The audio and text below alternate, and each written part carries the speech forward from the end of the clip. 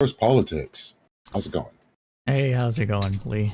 Glad to be here. So for people that do not know me, I am Crowdsource Politics, aka Cypher, aka Anthony, and I do a weekly news stream Thursdays, 8 p.m. Eastern Standard Time to roughly 10 p.m. Standard Time, covering the news that only the crowd can provide. We also do other shows with Tiberius. He's been on several shows with us. We're going to be starting those back up next month once we can arrange what to talk about. And also do some essays. So yeah, you can find me on YouTube, Twitch, Twitter, wherever. Just look for Crowdsource Politics. Excellent. And we have Dylan, who was kind enough to come and share his insights and real-world understanding of the situation we're dealing with. Thank you for being here. Can't hear you, my dude. Muted. On Discord. Yeah, I've been having a lot of internet trouble today, so if I drop out, I'm very sorry. Even right now, I'm getting a lot of like robot feedback on Discord, so if I jump out and jump back in, I'm very sorry, but I'm just having a lot of trouble today, but happy to be here.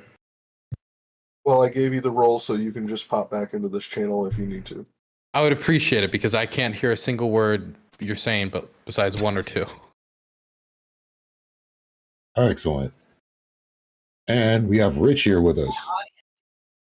How's it going, Rich? Muted on Discord as well, man. Yeah, it's a tradition. I'm doing great. How are you guys? Doing good. Excited to talk about Ukraine? Yeah. Actually, we have a topic that's sort of Ukraine adjacent, which is our next debate topic, which we're going to spend about 2 months on in class. So I'm kind of glad to be like brushing up on it for this panel here. Excellent. The topic is about leaking classified information, and one of our counterplans that we're planning for that one is was the whistleblower process, which of course, had a big impact on Ukraine a couple of years ago. Excellent. Well, thank you for that, Rich. Sure. And we have Non-Smoker with us. What's good, dude? Hey, non-smoker on Twitch. The second O is a 0. Resident schizo tanky, or so I've been dubbed. Happy to be part of yet another panel.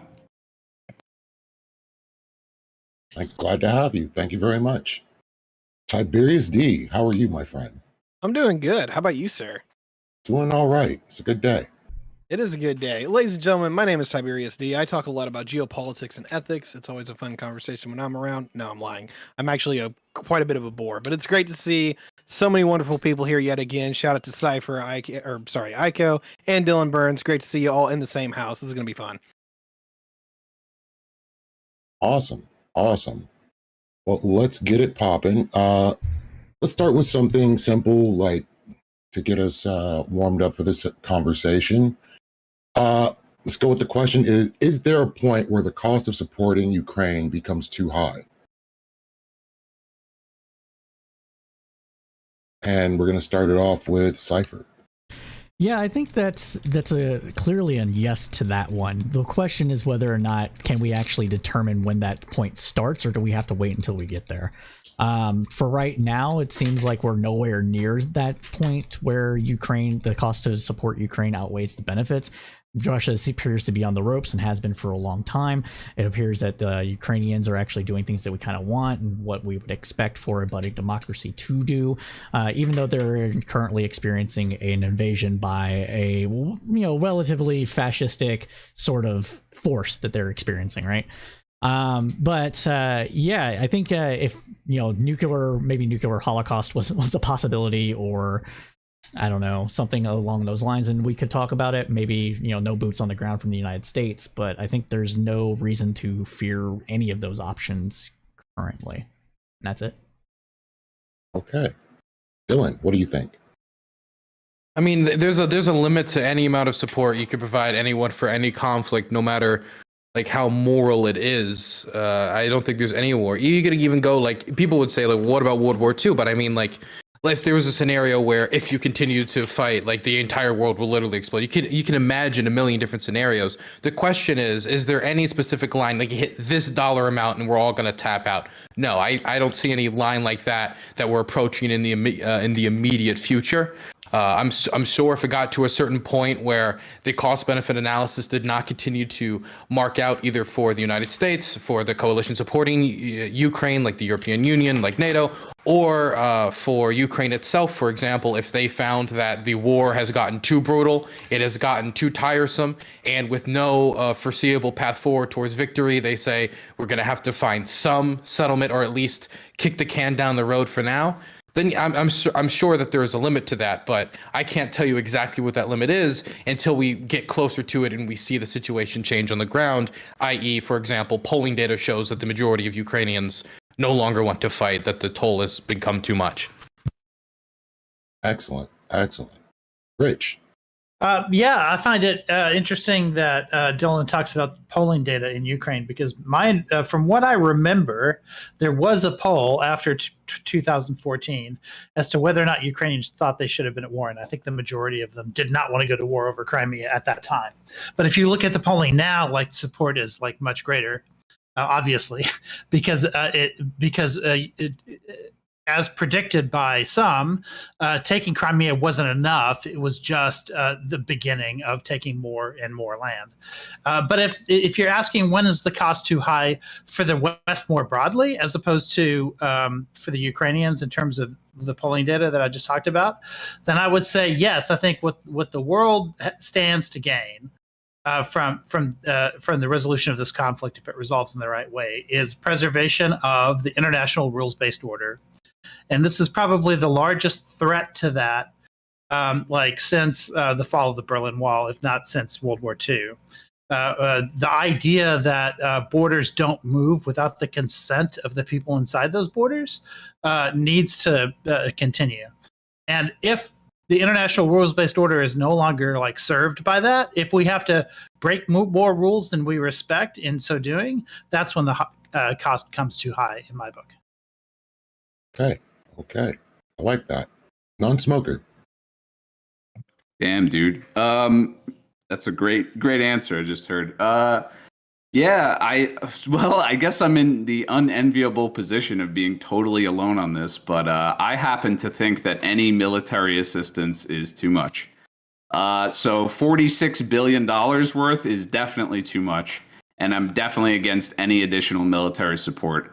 I've actually said from the beginning that I never disagreed with humanitarian support, and even financial support, depending on what it is. I guess I'm, loans or things like that. I'm a little bit more flexible, or at least sympathetic or open to hearing the argument for. But yeah, I'm of the belief that military support is simply prolonging a conflict which probably could have ended a little over a year ago, last April. So, Thank you for that. Tiberius, what do you think? Yeah, so I'm definitely on the side that there is a cost to be paid here. I don't know exactly how high it is because I don't think people are looking at this in the context that they need to. This isn't just a Russia-Ukraine conflict. This is an American-Russian conflict. And in some regards, I think we need to think of this as like the last fight of the Cold War. We don't like the Russians. Now, we had an opportunity to kind of go a different way after the Soviet Union fell apart, but we really didn't. And we can have a chat about that if we need to. But the reality is that we're kind of back in the same situation, but in a worse one. Instead of being a broken communistic state, the Russians have become a aggressive fascist state. And make a long story short here, keeping that in a box is absolutely something that we want to do, if not openly destroying the Russian state as a whole. We probably should have put the dagger in them back in 92, but we didn't, and we're probably paying the cost for that now. All right, I'm going to open it up to the panel. Let's discuss. I don't see how we could have done that in 92 because we were just coming off Glasnost and Perestroika. That would have been a big message to the world that reaching an olive branch to the west only gets a knife to your heart, which I remember seeing that lesson being learned with Gaddafi, right? He acquiesces, he does what the United States wants, and then he gets invaded by the West because of it. I don't know I don't really think. I think we need to reward like approaches from countries like that who are trying to like make peace with us and not slap their hand away. I think probably it was good to give them a chance to do that in the early 90s. It didn't work out, but I still think it was like the right thing to do. So maybe I'll walk that last statement back here, and this is why. There is absolutely a level 2 where we didn't really play a particular role when it came to the Russians, and unlike what we did for Eastern Europe, right? Whenever the wall comes down, we help out the Hungarians, we help out the Baltic states, and eventually we fast track them into NATO. Remind you that takes usually about 20 years to get into, and we basically brought them in at 5 from the fast track process. So to me, we absolutely could have been a lot more nice to the Russians, and I hate to put that in that kind of term, but I think we could have. The issue that I have here is that we really kind of played the inaction role. We didn't really take any kind of stance, and I don't know what a more aggressive stance towards the Russians would have been back in the 90s, but maybe that was an option we could have considered. Supporting Yeltsin over Putin, like that was pretty aggressive, or at least Putin like interpreted that as pretty aggressive, and some people point to that as his reason for not wanting to work with the West. Well, Putin's made a number of lists, but go ahead. Well, yeah, I would say that Echo is probably right on that. That us supporting Yeltsin against, I don't remember the guy's name, but whoever it was as a political opponent, and literally kind of pushing the thumb on the scale a bit by helping them with their media campaigns and that sort of thing, using more of a kind of an open market Western style of, for lack of a better term, propaganda to tilt that. Probably did turn Putin off, but he doesn't bring it up much because Yeltsin basically gave him all the power he has. So. I'm actually curious, a little diverting off topic. I hope nobody minds. How are we defining fascism here? Because I've heard more than one person refer to Russia as fascist or pseudo-fascist, and to me that's like fucking totally insane. Like, and I'm not even Mr. Russia cheerleader. I mean, I'm in the position now where I'm going to sound like one. But how can we qualify Russia as fascist? Like, what definition of fascism are you using? I'm being a little hyperbolic, so you can just ignore my evidently, take on that. Yeah. No, okay, that's fair. That's fair. I mean, Tiberius, I think you said it too. Yeah, I did say it. I'm trying to bring up. I've got a pin post in my Discord of like what I think fascism is, and there's like 4 qualifications for it. I'm just trying to remember alphabet it because I can't do it off the top of my head. But state-directed capitalism is one arm of it for sure, and strong military. So the wait, hold on. Mm-hmm. What, state-controlled capitalism? You said? Yes. State-directed capitalism. Yeah, where there are markets. No, where there are markets, but the markets like serve the state. Yeah, I'm not saying that those elements all don't markets serve states in some manner. Although I never brought up the word fascism, just for the record. Okay, but I'm just saying that's what I. Could you at least acknowledge that that's an extreme statement? That Putin is fascist? Well, hold on. If you're saying that the rest of the world, like the Western world more broadly, has fascistic elements in it, I don't see how you. No, dude, I'm not saying that. I'm saying neither are fascist. Oh, okay. That's what I thought I heard you saying. I think there are specifics to the like original like 1940s Italian definition of fascism that might not fit, but I absolutely think that the oligarchs directing the markets in favor of the state are one element of fascism and have been historically, like since the beginning, and strong military focus of the state. And of the society at large is another like large element. I assume those are 2 of Tiberius's 4. And I would add to that. Sorry, Aiko, I didn't want to walk over you if you have points. No, please finish. Okay. So I would add to that a strong adherence to some sort of mythical traditionalist value system. So when Russia started to turn on its gay population under Putin, then you could say that that's pretty authoritarian and could be fascistic. Doesn't mean that they are fascist, just to be clear. All right. Sorry, Ty was going to answer. Ty was going to give his answer to the question. Yeah, just because I'm the one who did it, and I'm 100% going to defend this. So my 4 qualifications for fascism is this: 1, an anti-liberal institutionalism. This is basically anything that is I hate to put it in like that kind of context, but basically it's this. Voting, yeah, we don't really care for that. You're going to have an authoritarian system that is somewhat flexible, and I hate that whole termination, but that's what they call it. Hypernationalism, I definitely think we meet that qualification here, particularly under Party or Unity Russia. We have a strict social doctrine of behavior. That is pretty common throughout the entire Orthodox civilization, so they do not get excluded from this one. And then 4 is military expansionism, which is we've seen this in Georgia, we've seen this in Ukraine, and a few other particular conflicts that they've engaged with. So there's my 4 criteria for you. Yeah, I mean, dude, it sounds like you could make an argument that any conservative society that's militaristic and expansionistic is fascist. And I just don't agree with that whatsoever. You know, and I mean, the reason that I'm making I'm really like hammering on it is because people use that word as a means of associating Russia with like Nazi fucking Germany, which is an insane thing to say. You know, and actually, if anything, is like denigrating the people who died in the fucking Holocaust. And there's a bitter twist of irony in all of this, being that so many people, well, and I'm not one of these people who says everyone in Ukraine is like this, but there's definitely a strong contingent of people, particularly within the Ukrainian military, who are radically far right and definitely like closer, you know, in terms of ideological composition to Nazi Germany than Russia's government. I just think it's a crazy statement. Well, wait. Can we reel that in for a second? Would you say that like the Ukrainian population or the Ukrainian military is closer to like fascistic values overall than say the Russian government itself? Azov is. Well, Azov is one specific part. That's why I said one dimension. Okay, so if we take one unit, we could say that one unit is more fascistic than the Russian government. Yes.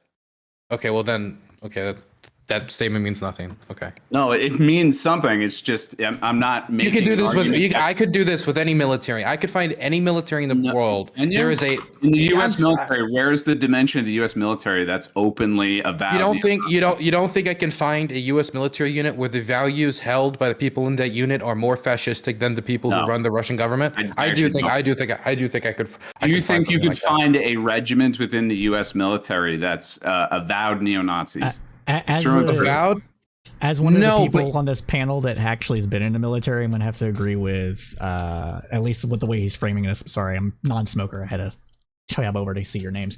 Non-smoker on this, just to a degree, Dylan, just because there isn't, to my knowledge, a whole unit, brigade, battalion, company, or whatever that you could pin this to. Now, certain elements within the military, especially those that might have joined, let's say, the Oath Keepers and those kind of people, maybe those people exist. And there are members of the military you could say are fascist, Nazis, far right-wing extremist, whatever in that, but I wouldn't say a whole unit.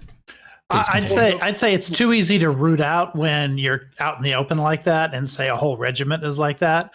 But I think that if we were invaded, if the United States were invaded, we know enough about white supremacists trying to infiltrate the military. We know that there are enough of them in there.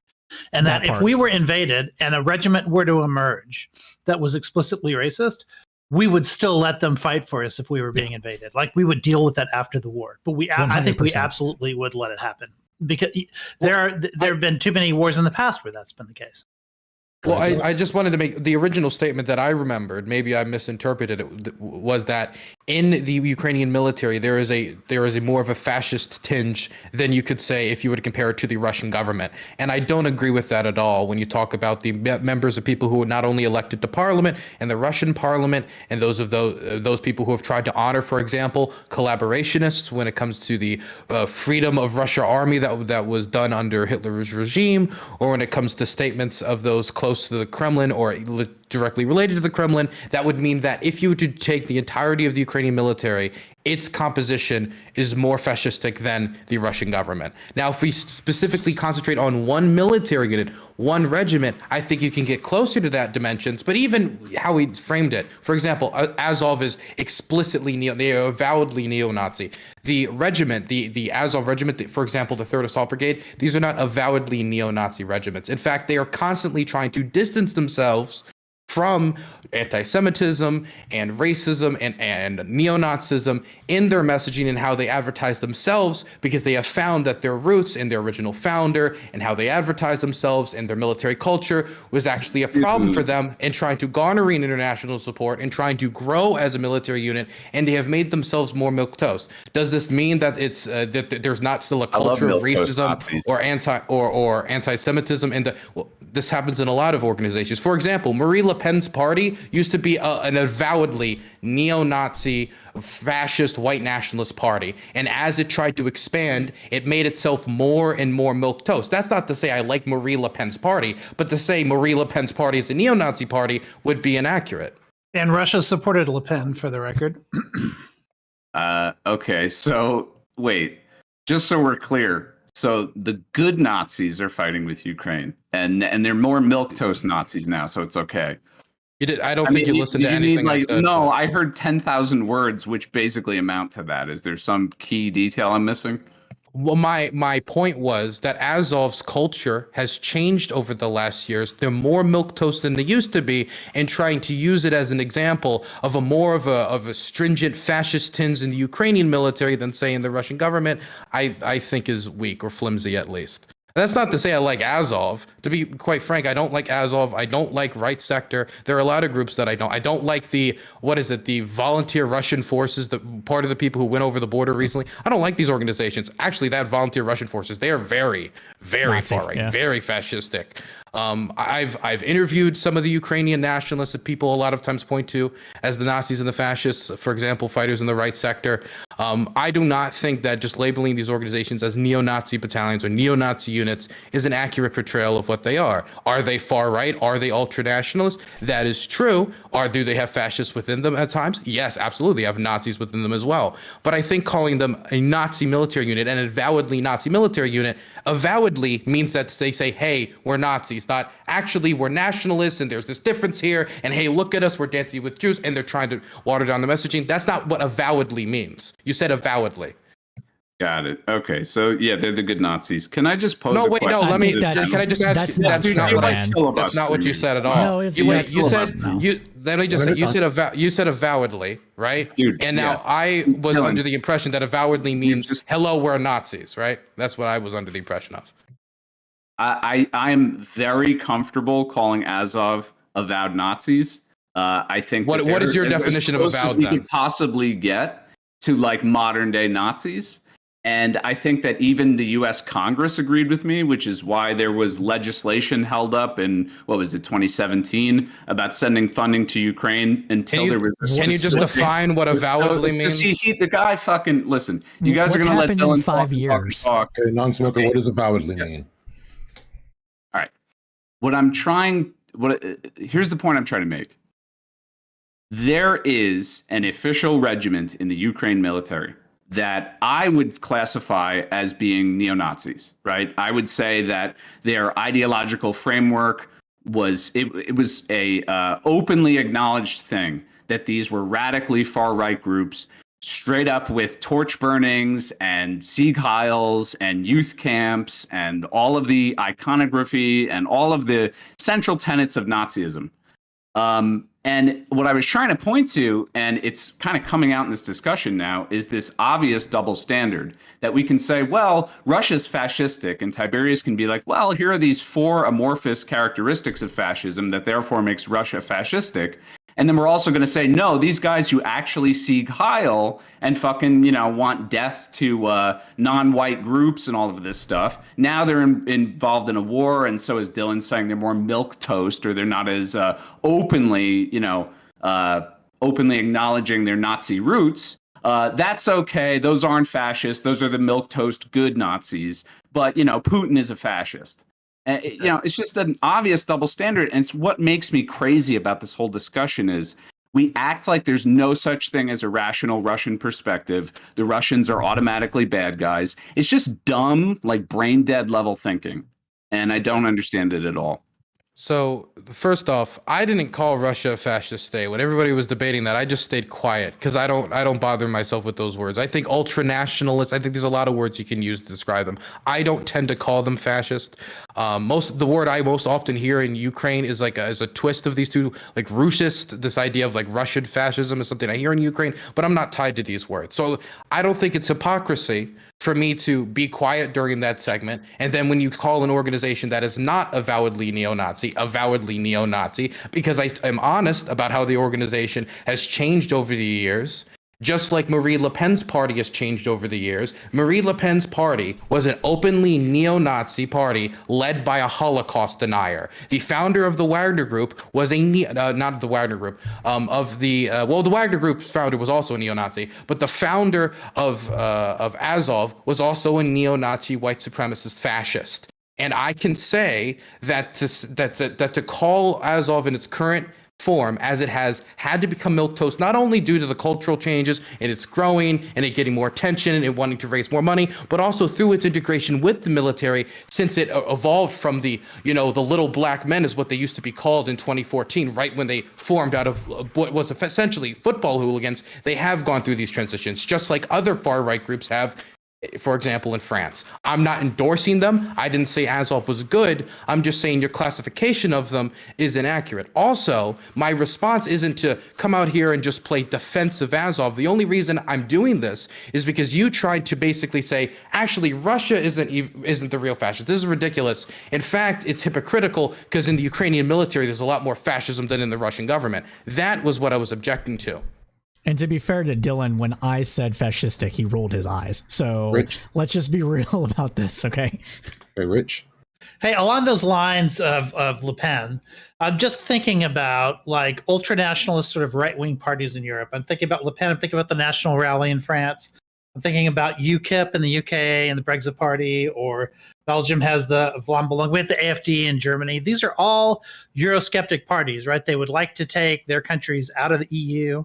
I think to a large degree, a lot of them also would like to not be in NATO. That doesn't sound like the direction that Ukraine's going. Like, and I have no idea what like Azov's like position is on being in the EU or being part of NATO. But if you're ultra nationalist, then it seems to me that you want to like stick to your own and not join some like larger sort of Western hegemonic power, right? Because Facts. the right wing in Eastern Europe, though, and the way it developed historically, was in opposition to Soviet hegemony, not European hegemony, not Western European hegemony and American hegemony.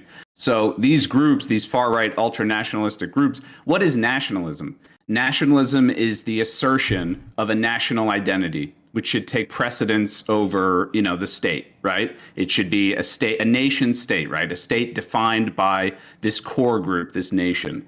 And it's a means through which states assert their independence and their sovereignty, or supposed, self-determination against some sort of overbearing sphere of influence.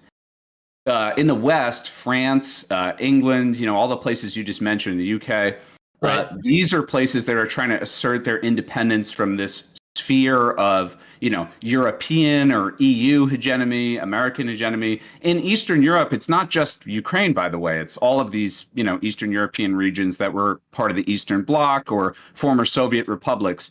Nationalist movements there are strictly defined as being, we are not, or they're one of their core tenets anyways, we are through and through not Russian, right? We are anti-Russian, we're opposed to Russia, and in many cases they want to move closer to the European sphere of influence because it will pull them out of that Russian sphere. Isn't Zelensky an ethnic Russian? Like he's standing opposed to Russia, of course, because he was invaded, but he was an ethnic Russian, right? He's not just a Ukrainian. Like, yeah, but Russian was his first language. Zelensky's not a Ukrainian far right activist. Zelensky is just the president of Ukraine, and you're right. I don't think he's become. In fact, I think that it's fair to say, I don't know if Dylan would totally agree with this, but Zelensky was not the most radically anti-Russia person either until the SMO. What's the SMO? I'm sorry, I'm not good with acronyms. Military operation. Zelensky was elected actually on a quote unquote pro peace platform. It was not what made him win, though. A lot of people use that to show that as an example of, see, the Ukrainian people wanted to concede that. That's not the reason he won, was because he wasn't Petro Poroshenko. He was an establishment oligarch. The deliveries of the Euromaidan revolution that they thought were also very much based on anti-corruption, Petro Poroshenko was not delivering on. And as much as he like touted his three pillars, like about military reform, language reform, it was not enough to get him over the line. The pro-peace platform may have gotten him some support, but it wasn't the main reason he won. And this also did lead to him winning, actually, Donetsk, Luhansk, Kherson, Zaporozhye, all of the territories that are currently facing some form of Russian occupation. When it comes to right sector, it's really interesting because I went to a right sector base and I interviewed one of their soldiers, specifically because I wanted to learn about Ukrainian ultranationalism. I've always been somewhat critical of right sector and their activities against LGBT pride in 2015. A lot of their beliefs I do not agree with. If you just go to their website, it's like the liberal decadent, it's stuff that I just generally don't agree with. So I wanted to sit down and talk to them because I think a lot of time there's not a lot of material from right sector interviews in English. And one of the things I walked away with is that number one, a lot of these people in these groups don't have an ideology. They joined either A, because the regular Russian military wouldn't take them, and right sector has a lot less standards than the normal Ukrainian military, or B, it was the local military unit, and when the war started, everybody just ran to what other group would let them pick up a gun. So like half of them are like that. Then the other group that I met somebody who was an ideologically devoted fighter, fighting since 2014 in right sector, joined because he's an ultra nationalist. And he sounded to me a little bit kind of like the 3%ers back in the United States. It's kind of hard to say an American equivalent because our history is so different than Ukraine, but it is very similar to how it was being described earlier. If America was invaded, all these, some of them somewhat crazy militiamen, very right-wing militiamen, would pick up guns, go into the hills, make regiments, and start fighting against the government. And eventually they would be integrated in some form to fight against the government. That's what right sector is. The only difference is that it has existed long enough to grow to an extent and accept so many people that many of them are no longer even that ideologically devoted anymore. It's like half and half. It's really weird. That is very interesting. So with that being the case, I want to get to one of the things I posted, which was Can I say one more thing about this topic before we move on? Because I am going to forget this. Because I'm working on this interview to release very soon. If you take in the last elections in Ukraine in 2019, during Zelensky's election when he got elected, the far right coalition, Azov, Right Sector, Svoboda, and a few other groups made what was like the nationalist bloc to run in the election, so they could pass the 5% threshold. So they would have people in the Rada, which is Ukraine's legislator. They got 2.3%. So when it comes to the Ukrainian population, these groups are very marginal when it comes to support. Politically, in the military, that's actually where they have their most PR. It's where they have they get their most attention from. They're very, very little success politically. And it's useful to say that the any of the far right groups within Ukraine have lost support immensely since 2014. Over the years, they've gotten less and less members in parliament. Doesn't matter what the group is; it's just happened. So. Oh yeah, Svoboda especially. They crashed. They crashed. Right sector as well. Honestly, right sector. I mean, people don't even hear about right sector anymore. Now it's all Azov, Mm-hmm. and even the political wing of Azov, the Azov, the National Corps. They have not been able to get anybody elected to the Rada either. They were part of that coalition. Altogether, they couldn't pass 5%. They couldn't even get half of it. Yeah, it was Dylan, do they have Before we get way too far does the off, political can we arm talk about Wagner? We can talk about Wagner. Why not? Yeah, can I ask one quick question? It won't. I promise that it's not to start a new thing. I just want to ask this quick question. Do you know of the political wings? Because I wasn't aware there was a political wing for Azov. Do any of them have a position on EU membership? It's weird because some of them are very for it, very similar to what Non-Smoker was talking about, because they see it as a way to power balance against the Russians and to empower Ukraine against them. Some of them support it for economic reasons, but there's others who are very skeptical about these groups because they see them as like the EU has these certain standards when it comes to, gay people and how they should. I don't feel comfortable with that. Or I don't feel comfortable with, what the Western decadence is on on like any number of like, how women and feminism and stuff like that. And so I think something that's going to be interesting is how a lot of these ultranationalists are going to react once the integration with the EU happens, which is going to happen. I think it's inevitable at this point, and they see that there's going to be certain standards Ukraine is going to have to hold itself to. In fact, when I was interviewing the Right Sector fighter, I asked him about the legislation in the Rada, and it was the most passionate I saw him got in the entire interview. Was him talking about how just keep it out of public. But this does seem to be the future path Ukraine is taking, and it's going to mean probably more protections for marginalized communities in Ukraine. Interesting. So you had kind of a Freudian slip earlier when you were talking about Azov, and you said Wagner, and you were saying the founder of Wagner was also Nazi. Yes. Well, Utkin, not Prigozhin. Utkin. There's two different leaders. It's kind of complicated, but yes. Okay. Didn't know if you wanted to expound on that and whether or not they're as fascistic as the government itself, or how big the faction of Nazism is within that faction. Wagner's complicated because there are fascists in Wagner, but Wagner takes like basically anyone, a lot of people from prison, and there are fascists in the Russian prison system that get recruited. But it's honestly, the group I would point to more as an example of like fascism within the Russian military would be a lot of the groups that have been fighting way before the 2022 invasion.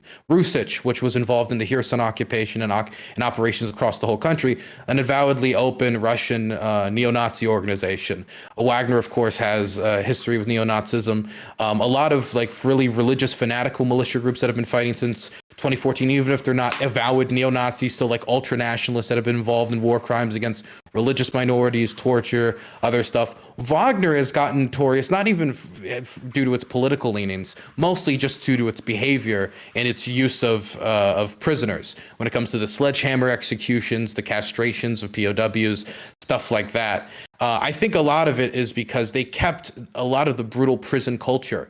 That when they recruited prisoners, they kept the prison culture as well. And Prigozhin has been very open about this, about how they respect the prison culture in Wagner and the prison caste system that had developed in Russia. And if you keep a prison culture in your military unit, it's not going to be that surprising that those people who are conditioned in that way, once also pumped full of ultra-nationalist propaganda, are going to engage in castrations and war crimes and stuff like that. It's also separate from the Russian government, which allows Russia to be separate from a lot of the activities they've engaged in, because this isn't even the first time they've been engaged in war crimes. They've engaged in war crimes in Africa. In fact, they actually, I remember there was footage that came out of them torturing a Libyan man with sledgehammers, I think, back in the day. I think it was like 5-6 year old that footage came out. So, I mean, it's less ideological and more a gang.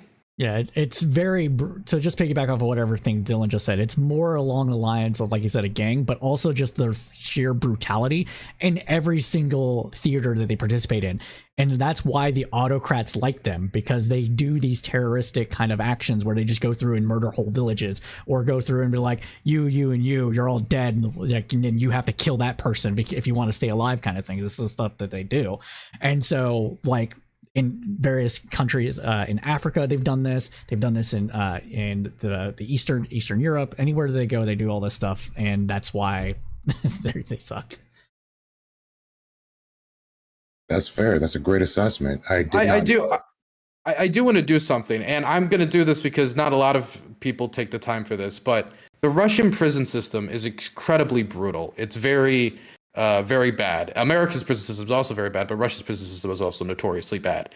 It isn't surprising to me that a lot of people would make the decision to pick up arms, even if they don't believe in what's going on in Ukraine, just as a way to get out of that system.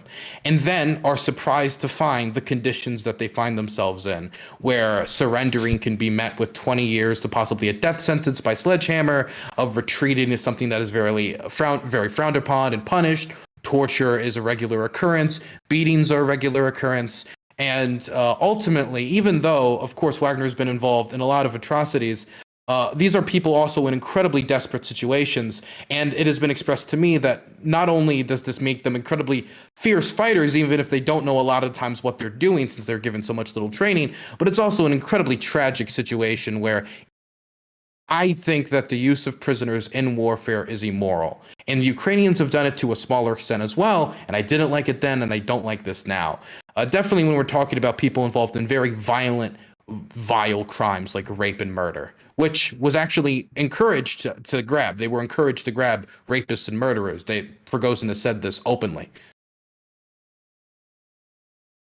Thank you for enlightening me on that. I did not know they were basically a prison gang given military weaponry. That is a bit of nuance I didn't understand myself. Wow. I'm going to disconnect and reconnect. I'm sorry. I cannot hear anything you're saying. I'll be right back. Right on. Anybody else having a problem hearing me? We're good? Yep, I can hear you. Okay. Yeah, He's that just was having very connection enlightening. problems. So I was going to get on to the second topic, which is Belgorod, but I will wait till he comes back. And I also have one other line of questioning for him when he gets back. If Oh, it's okay. I'm back. The connection's still terrible, but I'll power through it. Okay, let's see if you can hear this, Dylan, and anybody else can weigh in on this too. But it seems to me that what we were talking about before with the political parties, especially like Le Pen and the National Rally in France, the AfD, UKIP, the fact that these organizations like get funding from Russia, that sounds to me, it confirms a little bit what Non-Smoker is saying in terms of, yeah, if the hegemony that I'm fighting against is in the West, then I'm going to be opposed to the West, and if I'm in the East, then it's going to be the other way around. That kind of makes sense. But if their funding is coming from Russia, is there kind of a little bit of horseshoe theory coming around here, where the far right in Western Europe is really sort of allied with Russia, even if they don't have like the same ideological goals necessarily? And might this explain like some of the social conservatism, like sort of rearing its head in terms of propaganda from the East? Because that appeals a lot to conservatives. I mean, the main reasons I hear from people, and I'm doing a piece right now about how Russian propaganda has influenced American media and how it affects people, about the Russian like propaganda sphere. The reasons people give me for why they don't support Ukraine or for example, even some examples want Ukraine to lose are very varying. Sometimes when it comes to not supporting Ukraine, it's just solely a look, I want to take care of my own. That's whatever, there's a war. I don't really know anything about it. It's halfway across the world. At the end of the day, kitchen table issues are kitchen table issues. That's what I care about. And that is the argument that I am the most sympathetic towards because I can understand that argument. But a lot of times when it comes to to the very far right, the coalition of the far right, which Putin has developed and the Russian government has developed a relationship with over the years, is that many of them view Vladimir Putin as one of the last persons holding up Christendom, one of the last people holding up against the degeneracy of liberalism, of the globo homo. This is something you'll even sometimes hear directly from like Russian commanders or Chechen commanders talking to their soldiers, where they'll talk about needing to fight the shaitan in the West is something you'll hear from a Chechen commander, or the idea that they're going to come and make your kids trans and gay. This is stuff that has been said by officers to their soldiers out in the field to try to inspire them to go die in the trenches because the West is going to make your kids trans. And that type of messaging, which Vladimir Putin has leaned into during the announcement of the war, he was referencing J.K. Rowling. Why would he be referencing J.K. Rowling if he wasn't aiming for a certain demographic to consider his words more carefully? They want to kind of advertise themselves as the based, super Chad, awesome force against the liberal Ukraine. That's why people like Nick Fuentes and other white nationalists are very sympathetic. When I went to the Rage Against the War Machine rally, one of the first people I saw was Matthew Heimbach, the former founder of the White Students' Union and communication director for the American Nazi Party. But I also there would find people from very left-wing organizations where the interests are very different, but they have found themselves in coalition. And I don't think that's necessarily because they share some ideological thread with a lot of these people, with the fascists or the racists or the Nazis. It could be for completely different reasons. Something I hear a lot is we don't want to enrich the military-industrial complex. The enemy of my enemy is my friend. Yes, exactly. The enemy is my friend. There is some weird overlap with like the MAGA communists and like some weird like middle ground where they seem far right, but they're also saying they're far left, like the Nazboli type behavior. Those people exist as well. And if they're a Nazbol, they almost certainly support the Russians. But besides that, it seems more like an enemy of my enemy is my friend situation. This is a lot of Dylan monologues. I just want to say, it doesn't feel very much like a panel. Well, sorry for that. You want to get to the next topic, or did you have anything to add to what was just said? No, I mean, listen, it's just these are long ass speeches, so there's several things I could question or critique. Look, and it's not like I disagree with every single thing Dylan's saying either. You know, I mean, like I would say some of that, okay, the ideological alignment that the far right has with Russian conservatism on many issues, that's definitely true, right? I don't think that, and maybe I'm misunderstanding the initial question here, I really don't think that we can like simplify, the rise in far right groups in Western Europe as being something that's the result of Russian funding or anything like that. I think that ignores the very populist nature, let me put it this way: the popular appeal that some of that messaging has in places that are rural, that are underserved in Western Europe, that feel alienated from this, cosmopolitan liberal culture of like, European hegemony. But okay, yeah, can we move to the next topic? Because I'd like a chance for like to maybe respond to something instead of just like going and trying to pick apart like an essay. You know what I'm saying? All right. Anybody else ready for next topic? Okay. So anti-Putin Russians say they launched a cross-border attack from Ukraine.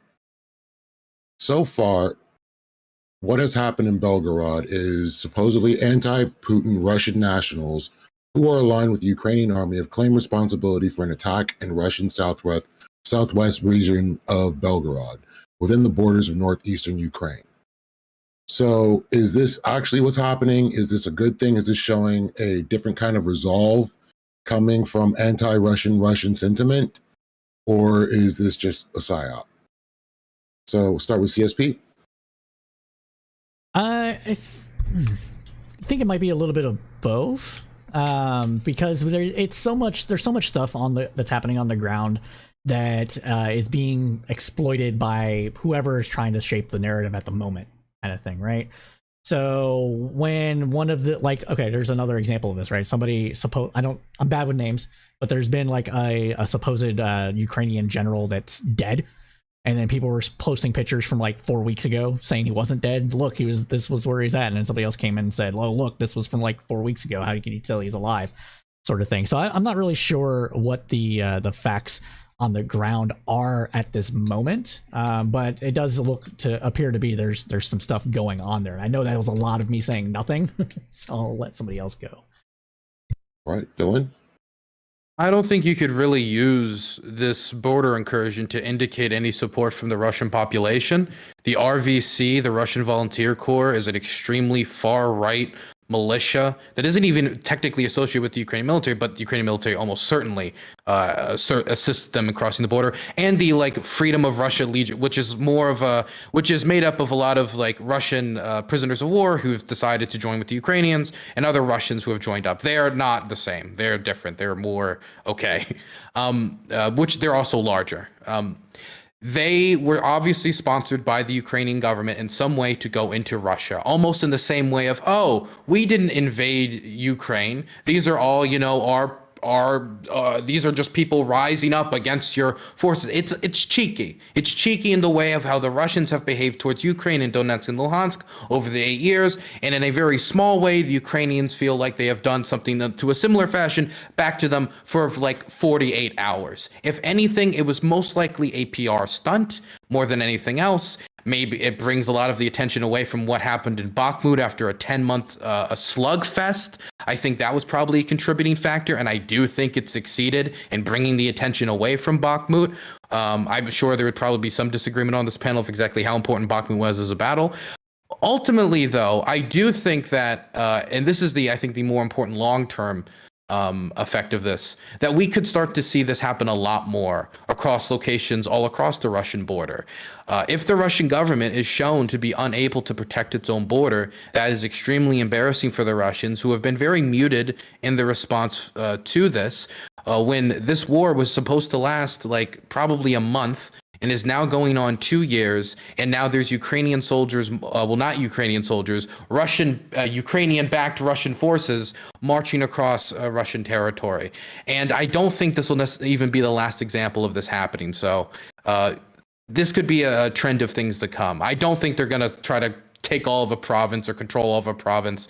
I don't see that in the near future, if anybody's wondering that. Thank you. Thank you. Rich.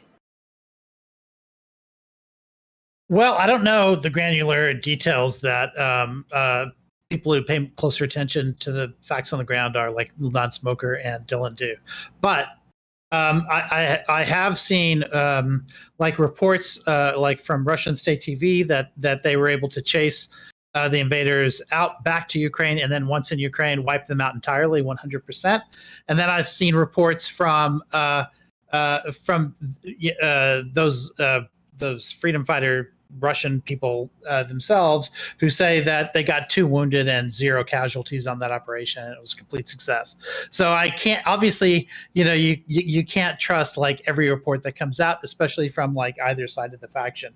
But I will say this: it seems to me that if you look at the 2 times where there were, like in Kherson and before that up further north, where there were like major gains in territorial like acquisitions, before they were able to do that, they created distractions elsewhere in the country that sort of caused Russia to sort of reallocate their resources for like false operations. And so that they were then able to go in at weak spots that weren't concentrated. I think it's possible that this was, a PR attempt, but one that's oriented towards getting Russia to feel less confident in extending its forces further into Ukraine and pull them back a little bit to the border for defensive operations.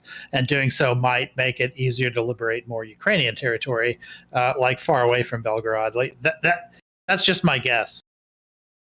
Okay, that was elaborate. Thank you, Rich. Non-smoker. Yeah, it's weird the way you phrased the question. I wasn't exactly sure what you meant, but look, this might be one of the few times I like completely agree with Dylan fucking Burns.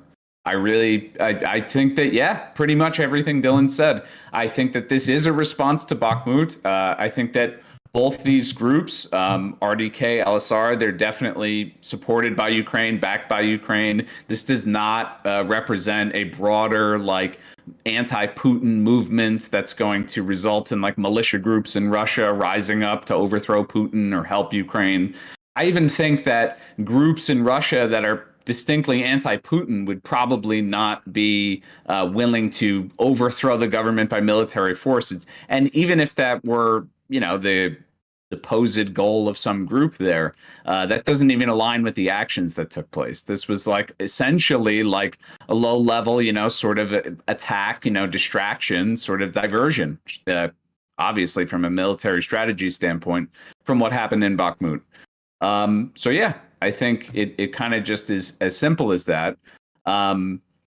There's a few different ways I'm tempted to go with this. Like, for example, both of these groups being extremely far-right neo-Nazi or neo-Nazi adjacent groups that are also, once again, aligned with Ukraine. But I'll leave that on the table for I'll take that off the table for a different discussion. Interesting. Thank you for that. Tiberius? Yeah, so I'm going to go with Cypher a little bit on the first part of this, in which I don't have a lot of on-the-ground intelligence regarding this particular thing. It really just kind of came out of nowhere. So here's what I do know and what I can highly speculate to. Number one is that this would be shocking to me if the Ukrainians do not have their fingerprints all over this, because it literally was launched out of Ukraine, at least from everything we can tell. And it's going at the one of the 2 major strategic points within Russia that the Ukrainians need to shut down as a logistics target, and that's Belgorod. The other one is Rostov-on-Don, which is very convenient that it's Belgorod because it's the exact opposite direction on the compass from where I think the Ukrainians are going to launch their next offensive. So for me, this just kind of checks off all the boxes of what Ukraine needs to do to distract the Russians to the point where they can open up the offensive here probably in the next coming weeks. But I'll just leave that for the open. Excellent. Excellent. So I'm going to go ahead and open this up. Everybody can discuss. I want to say, Ikovic, you brought up something, your point about it possibly wanting to, the Ukrainians wanting to make the Russians pull back more forces from its offensive operations or its defensive operations, Zaporozhye and occupied territory, to pull it back in the Russian territory proper, so they have to defend their border. That's also very valid as well. You're not the first person I've heard say that. I was talking about that on stream a few days ago. I do think that could be valid as well, but that's more speculation. That's more speculation in my mind. Right. Yeah, I said it was a guess. The thing is with anti-Putin forces that are willing to do violence in Russia itself, none of them are prominent enough to grab on the territory. Some of them are engaged in violence. Bowak, for example, is engaged in trail derailments. They are engaged in targeting recruitment centers. That's an anarchist anti-Putin group that has been engaged in probably more, I know, like dozens of different bombings and fire attacks on different locations across the country. They do not have enough influence or enough power to hold on to territory. The goal of this operation, I mean, it would be a real shock if all it took was a few guys, which are essentially football hooligans from the RVC, to just march over the border and say, unite the Rus tribe, and then they overthrow the government. That wasn't going to happen. At least at the time being, it's a ridiculous fantasy. I do think, though, that whether or not this is going to have a long-term effect on how the Russian government is viewed and its ability to defend its own territory, where what was once called a special military operation has now led to what is essentially Ukrainian-sponsored militias crossing into Russian-occupied territory and holding it for over a day or two. What does that say about the Russian government's ability to protect its own territory? What does that say about the Russian government's ability to protect its own people? One of Putin's main arguments is an argument of stability, that, hey, he's been in power for a while. You know, he might not be the most, freedom-loving guy and freedom of speech and all these things, but he keeps the country stable. He led the country out of the chaos of the Yeltsin administration, the drunkard who mismanaged the country. But now there's militias that are marching into Russian territory. Now there are drone attacks on FSB offices in Belgorod. There are drone attacks near the Kremlin. There are bombings here. There are bombings there. That image of the Kremlin stability that Putin provided, that I am curious if that's going to fade away the longer stuff like this happens, and if there's going to be more incursions across the border in the future, or possibly larger incursions across the border in the future, if the Russians don't reinforce their border.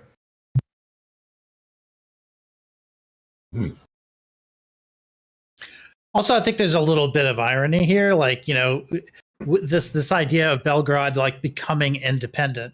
I think there's got to be a lot of people trying to make parallels between that and the Donetsk region. And if are they going to start asking for autonomy, leveraging like Russia's support for these sorts of states? And if Russia's already calling them terrorists, so does that give more room in terms of propaganda for Ukraine to say, okay, if that's terrorism, then what's been happening in Donetsk since 2014 is also terrorism?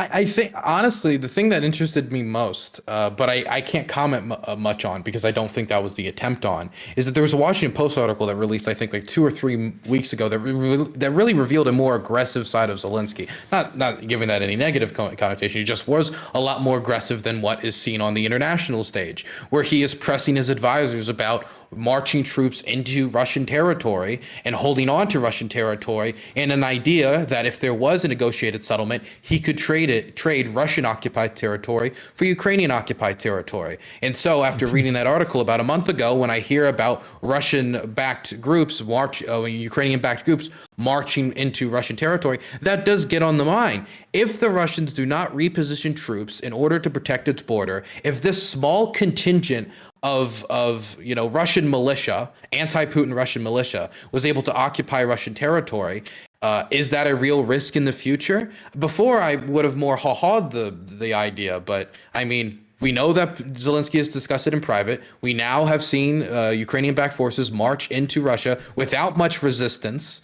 with a very small force. I have heard from my friend, because he walked by, heard me say this, that they have repositioned some troops and they're taking some troops out of other areas. But the more they do that, the more they're going to strain resources for defending Zaporozhye, Donetsk, Luhansk, or any possible future offensive operations. Non-smoker, you can put your hand up at any point. No, I mean, okay, so that's, now I disagree with that anyway, at least as far as I think I understand it. So look, I don't think that, I wouldn't describe what occurred in this region as it being captured for any amount of time in actuality. I mean, I guess you could argue like a military presence there, or like paramilitary presence there could constitute in some way like I don't know, like an occupation of some sort, but it was, a day essentially, and they were completely driven out. I also don't think that the connection Dylan's making about, this aggressive sort of bent Zelensky has and potential vulnerabilities in the Russian homeland, or in the Russian front. I think that Ukraine, quite frankly, has endured a tremendous amount of casualties, as have the Russians. But as I understood it, Bakhmut falling has been such a significant setback for the Ukrainian military that they've kind of had to delay the spring offensive as a result of this. It's clearly like a morally significant win for Russia and a morally significant loss for Ukraine. And to respond with a tiny, militia-led, sort of like a renegade group backed by Ukraine, not even officially part of the Ukrainian military, rushing into this village or this region for a period of time and then being driven out is somehow indicative of like huge vulnerabilities in Russia, or like the capability of the Ukrainian military. I don't think the Ukrainian military has the resources, the manpower, in general, to be able to then invade Russia and not at the cost of significant amounts of Ukrainian territory being lost. They don't. They don't need to do a significant invasion of Russia in order to pull Russian forces back from what is currently the front lines in order to recapture Russian territory proper, mind you. So I think that's the point that Dylan Burns was actually getting at. I understand the point. I disagree with that. I think why do you disagree with that? That should be because a small militia group. Can I clarify what I said? Because I said I'm curious if this is still on the table. I'm not advising it. In fact, I would advise Zelensky against doing something like that. I think he should concentrate on liberating his own territory. I also think it somewhat confuses the message. In the grand scheme of thing, would it be morally permissible? In my mind, yes. This is how any other country would pursue war. Yes, I will occupy your territory if you will occupy mine. Any other country would do the same thing in their position if they have the ability to. But I think they should concentrate on their own land. I'm curious because we know that Zelensky has proposed this in private meetings. Now we have Ukrainian-backed Russian forces going into Russian territory. And I know it is a weird thing for me to wrap my head around about Ukrainian soldiers occupying Russian territory for a longer period of time. But we've seen the Russian line crumble before. The Kharkiv counteroffensive is the most clear example of the Russians stretching their forces too thin, positioning a bunch of troops in Bakhmut and other areas to try to concentrate on a counteroffensive, and not being prepared for Ukrainian counteroffensive, which led to the liberation of the entirety of the Kharkiv Oblast. And that's why I think the Russians are going to have to respond to this in some way, either by reinforcing their line on the border, which means they're straining resources elsewhere, or they're going to not have to do that and risk future Ukrainian incursions, which would be not only a propaganda loss, but also could, if Zelensky was to be so bold, I would vote against this happening, could lead to Zelensky actually considering that plan again to go into Russian territory occupied and trade it. I don't think that's very likely, though. As for when it comes to Bakhmut, the main victory for the Russians at Bakhmut is PR. And this is, I think, I'm not the first person to say this, but Bakhmut is not an extremely significant city, but it became significant due to the amass of resources and manpower that was expended there, and then the image Bakhmut became for a lot of Ukrainians. I heard the song all the time on the radio, like Bakhmut, Fortress Bakhmut was played constantly on the radio here, and people would crank it up. They really loved that song. For the Russians, it was the next victory that they could have, a victory to rebound from the losses of losing in the Kharkiv counteroffensive, losing the Kherson counteroffensive, being pushed back from Kiev. The last victory they had was the capture of Lysychansk and Severodonetsk, which has been a while. But when it comes to it being a logistical supply hub that I saw David Sachs and others talking about, the city is gone. It no longer exists. The idea of using it as a logistical supply hub seems silly. The Soledar salt mines, which does give them advantage, that was captured months ago. They could have avoided capturing Bakhmut itself while also capturing the Soledar salt mines, which protects ammunition. Its main service to the Russians is as a stepping stone to Kramatorsk, which if they took 10 months to take Bakhmut, they're not taking Kramatorsk at any time in the near future, and as a PR victory. Outside of that, I don't think it's a significant loss for the Ukrainians. And if its main hurt to the Ukrainians, if its main damage to the Ukrainians was a morale loss, I do think that the Ukrainians wiped a lot of that away by marching into Russian territory proper. And the last 48 hours, I've seen a lot of news, a lot of people joking and laughing about taking Russian villages. I haven't seen a lot of people talking about Bakhmut. I've seen a lot more people talking about capturing Russian villages. But I'm not. there's a couple. Go ahead. Go ahead. You know, you want to respond to his long thing? That's fine. I'm cool with that. Go ahead. All right, thanks, man. Yeah, I mean, so if look, PR moves should not be understated. Even if it was just that, that's still really significant. Why? Because Ukraine is pretty reliant on good PR in terms of their military performance, because much of their ability to defend themselves is totally dependent on outside support. And one of the reasons we're having this panel is because of the fall of Bakhmut. And one of the initial questions was, is it worth, or is there a dollar amount at which we should stop supporting Ukraine? Presumably that question has come to light because we've seen, despite the fact that we've committed billions of dollars, over $40 billion in military support to this, the Ukrainian resistance, there has still been significant territorial losses, which many of us on my end of the political spectrum have been arguing was an inevitability. So a PR loss is really significant, as is, as is any sort of morale, blow to the morale. But to say that it's an indicator that there's no sort of like a loss in Ukrainian morale because they used Russian, let's call them what they are, right? Like, it's not even reasonable, I think, to call them Russian separatists. They're Russians in the service of the Ukrainian military. But to use this Ukrainian-backed Russian forces. Sure. Ukrainian-backed Russian forces in this small renegade sort of, far-right, ragtag little group go and rush them into a village to play, basically like a game of distraction, right, to sort of sway the Russian military's focus away from this big victory. And I call it a big victory because, again, for Wagner and the Russian military, who did pour lots of manpower and money of their own into winning this epic battle, and more than a year, right? Say it again. This battle's been going on for more than a year. Go ahead. Okay, I don't know if I don't want to take up everybody else's speaking time. I do have something to say. Too late for that, bro. Yeah, I mean, we deferred though. I do have a counterpoint though. I just pulled up the territorial map of where current things lay as far as where territory Russia controls and what territory is currently contested, etc. And I don't see this as significant. This is the exact same place Russia's been at for the last almost 2 years. So why would we care? Because real quick, I want to say I appreciate Dylan's enlightening us on these subjects because he has firsthand knowledge in a lot of instances. So if anybody has something to say while he's speaking, go ahead and raise your hand, and then we'll try to wrap it up so we can get someone else to say something, just to make it easier. Appreciate that. Cool. No, non-smoker, what were you going to say? No, I was just saying, to say that Russia hasn't advanced past that point, so it indicates that it's not significant. Do you not see the flaw in that logic? Like, it's significant. Can I ask you then?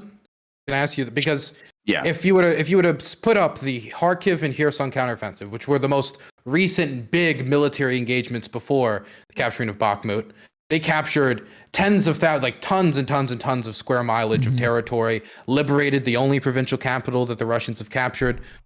Maybe like during the last 6 months to 7 months of fighting around Bakhmut, they've captured 1/40th of what was captured during those counteroffensives, and what was extremely costly fighting, where according to the Jax Textera documents, they took a lot more casualties than the Ukrainians. And I have no reason to believe that those leaked documents were falsified outside of the one that Tucker Carlson, of course, broadcasted because Tucker Carlson. But Right. I don't understand what is so significant about this specific territory. If it's about PR, then I would argue that the smart thing to do, if you just want PR victories and not real victories and pouring tens of thousands of lives into something that actually changes the power balancing on the ground, it's a lot easier to do, for example, a drone strike near the Kremlin where a drone blows up, or, for example, walk across the border for 2 days, get a lot of press, and pull out. It's a lot easier to speak at the Oscars and a lot less costly. And you said that the original topic for this was about, Bakhmut, and that just shows how important it was. Okay, but what was the topic changed to once the Ukrainians crossed the border? It was changed to crossing the border. And so I think that shows that, yeah, it seems to have grabbed a little bit of PR attention. It does seem to have gotten the world's attention. I've been seeing Russian Civil War memes on Twitter for the last 72 hours. It's been a blast. All right, non-smoker.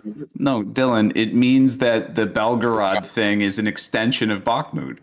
That's what it means. Is that It how all everyone's originates from talking? Is Bakhmut. that everybody is talking about the Russian Civil War and the border crossings, is looking at the Russian Volunteer Corps press conference. They're looking at Prigozhin going on the Telegram to say the end is near, the Russian military defense is shit. That's what they're seeing. I don't think everybody is making the connection that you are or I am to Bakhmut every time we see that. And even if they are making that connection, that still doesn't remove from the embarrassment of the moment for the Russians.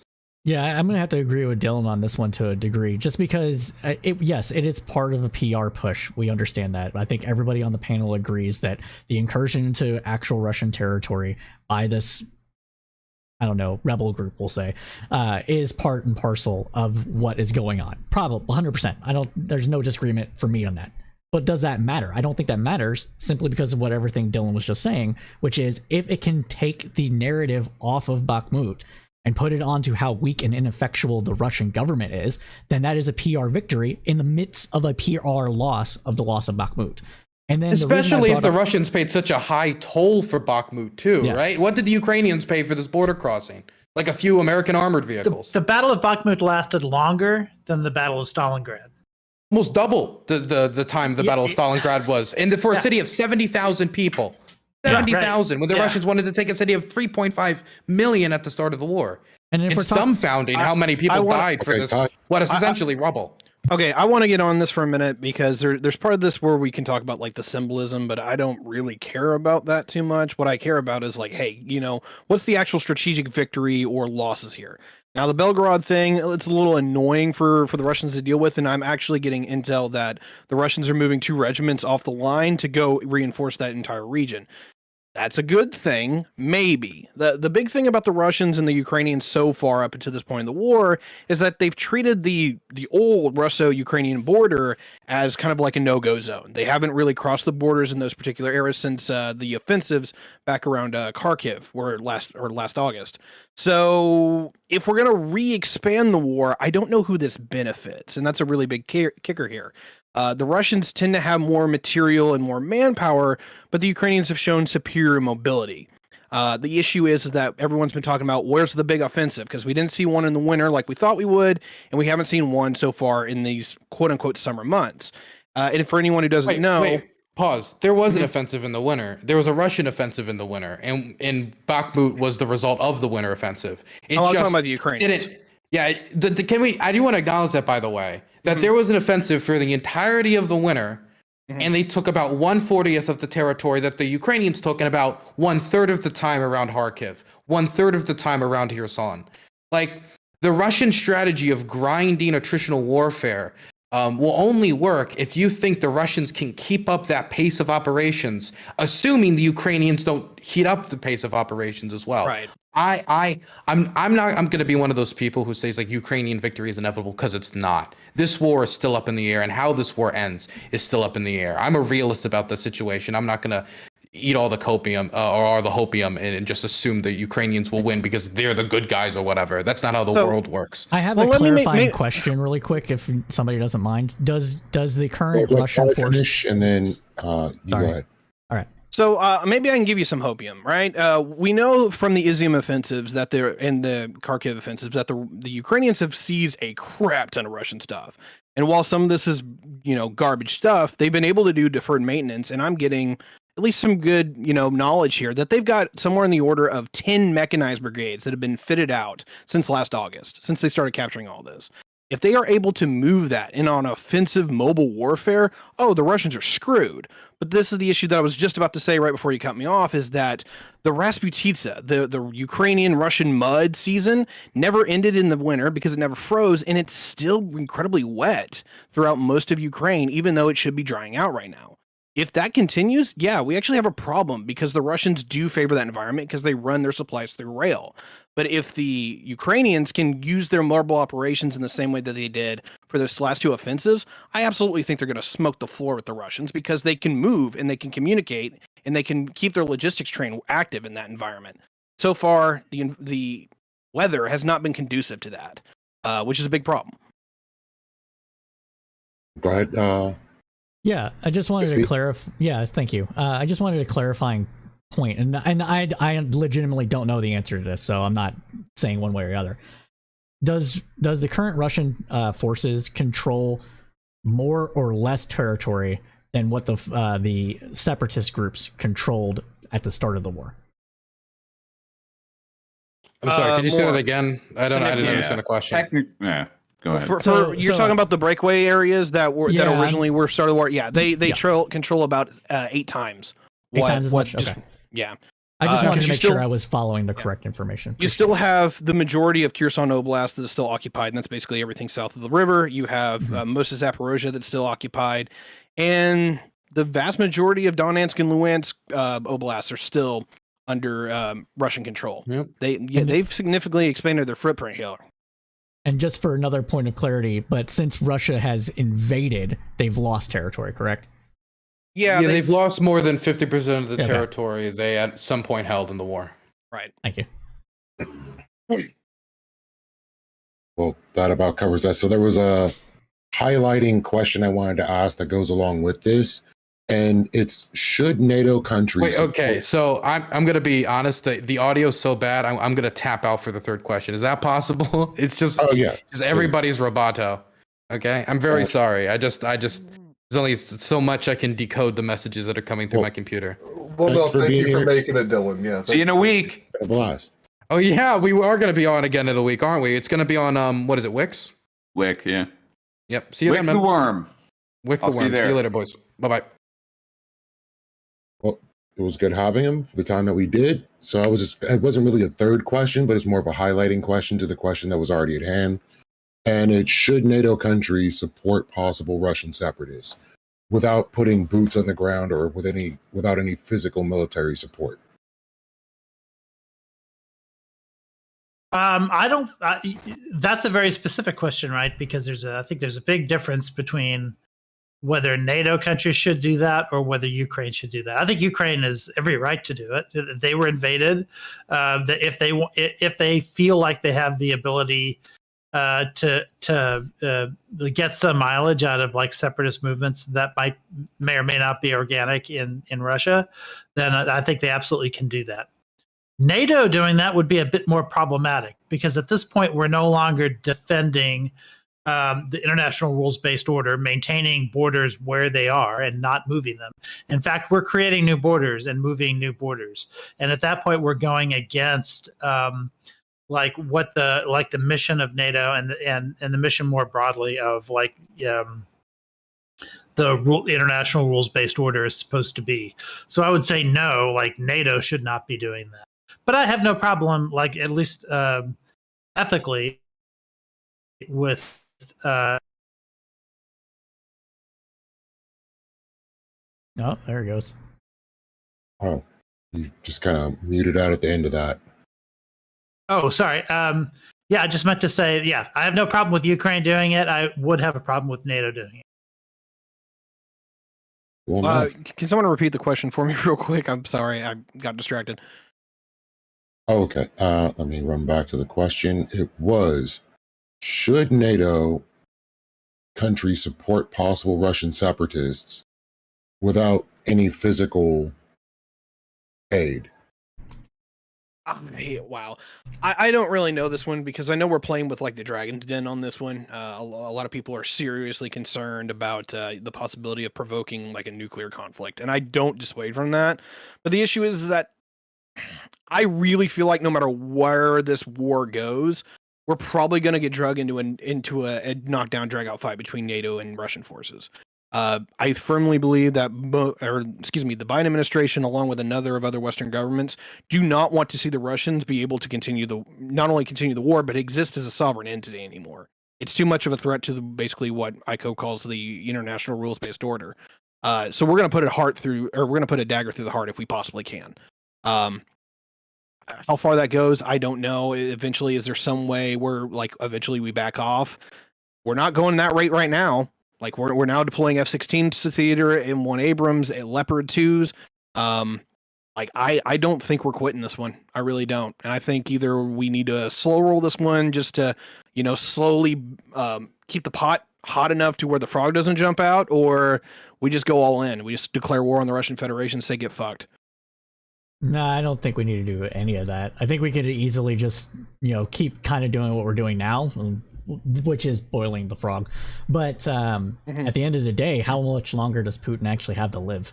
And I think that's more important to this conflict currently than it is to than anything else is. To be honest, Non-smoker, you look pained. Yeah, this is hard to listen to. Dude, I really don't see any scenario where Ukraine, quote unquote, wins. I think that as preached by Zelensky, the Ukrainian objective here is the full restoration of Ukrainian territory, including Crimea. That is just not a reasonable, attainable goal you don't think whatsoever. That's And it probably is, but I think that us continuing to fund or support Ukraine or Russian separatists or provide, aid, military aid to the extent that we are, while the leader of that country is purporting those to be his objectives, I think it's basically like burning a giant pile of fucking money. And it's also killing shitloads of Ukrainians. There was an opportunity for diplomacy last April, right? And Boris Johnson essentially called it off. NATO's involvement in this war has resulted in a significantly greater number of casualties than are necessary. Continuing to support it will result in only more people dying, both Russian and Ukrainian. And the sad reality is we act in the West like we care so much about Ukraine and we wave the flags and we put it in our profile description, when in reality, most Americans have no connection to this conflict at all. They just want to virtue signal that they're good people. They don't give a fuck about all the Ukrainian soldiers and civilians who are dying, who wouldn't die if we allowed both sides to achieve a diplomatic resolution. Do you think a diplomatic resolution is actually even possible? Yes, they sat for a diplomatic resolution in April of last year. Okay, but wasn't that during the counteroffensive that Ukraine was making significant gains? And then yes, at the time of that diplomatic meeting, it was advantageous for Ukraine to sit with Russia and discuss a potential end to the conflict. We've actually made it so that they're in a less advantageous position by Boris Johnson once again advising Zelensky not to agree to Russian demands because we would continue to support Ukraine in restoring all of their territory. I don't see a problem. Including Crimea by force. Why is that necessarily a problem, especially since we've already seen Putin renege on similar de-escalation tactics with the Minsk agreements? Putin. Well, to blame the violation of Minsk on Putin is totally dishonest. Well, it's not dishonest. They both violated the agreements. There was irregular Ukrainian forces. You can call them whatever you want, but they were irregular at the time that violated. There was separatist groups in eastern Ukraine that violated, and those separatist groups in eastern Ukraine would not have been able to violate that agreement without the backing of Putin. So if they're both violating it, and then we also know that. Go ahead. So wait, you're saying because of the war in the Donbass, because as you put it, both sides failed to uphold Minsk twice, that's indication that Putin personally would not honor a diplomatic resolution to this. that he has some sort of like nefarious tendency to violate agreements just because, and wants to conquer all of Ukraine just to have it, right? I think that Okay, I've been quiet throughout all of this because I've been doing the producer thing. Now that we're down low member, I'll step in. Non-smoker, what would a diplomatic resolution of this conflict look like in your eyes, based on your seeing of the facts? I'm American, dude. I'm not trying to get. I'm not trying to get dick. I'm just trying to understand. It's part of my answer. Listen to me. I'm not here to tell Ukraine or Russia where their borders begin or end. In fact, every time America has attempted to do that, it's resulted in a significant, much more. I've got to stop saying significant so much. Far more bloodshed than is necessary. I think that Ukraine and Russia, historically, that border has been, let's call it amorphous or ill-defined, right? It's not like there's been a firm line as to where the official Ukrainian territory historically has always been and always should remain, right? And you could blame several Soviet statesmen on this conflict occurring in the first place by kind of fucking up the borders. But okay, I would say, just to answer your question, I would go with some of the diplomatic resolutions being proposed last April, which was a restoration of Ukraine's borders prior to 2022, along with guarantees that Ukraine's sovereignty would not be violated, and in return, Ukraine would not join NATO. I think that would be a fair diplomatic resolution to all of this. I think that's honestly, that's at the heart of this entire conflict, is that there are people in the West who want Ukraine, which is an unstable, ultra-corrupt country, to be basically a pawn of the West and to be there to pressure Russia. And I think if that were not part of this at all, would there still be a war in the Donbass? Yeah, probably. I think it'd be much easier to mitigate that conflict, though. I think Ukraine would probably have Russia's support in doing so. And in addition to that, I don't think there would have ever been any SMO. I think that's what it was originally about, was this concern that this unstable country would eventually fall under NATO control. you don't think that it That has sounds like No, I had to ask just because there has been a lot of people, and this wasn't a slight against you, but I've seen a lot of conversations on this where they say, "Oh, diplomatic solution." Well, if we're going by the diplomatic solution that Putin was proposing back in April, those were unacceptable by anybody's metric. If you go back and reread them, you will go, "Oh yeah, I wouldn't have accepted those if I was Zelensky either, even if I was losing." That being said, yeah, that's why I asked, because when I say personally, we all have a certain thought in our head when we're contemplating these things, and then I'll pass it to Pi.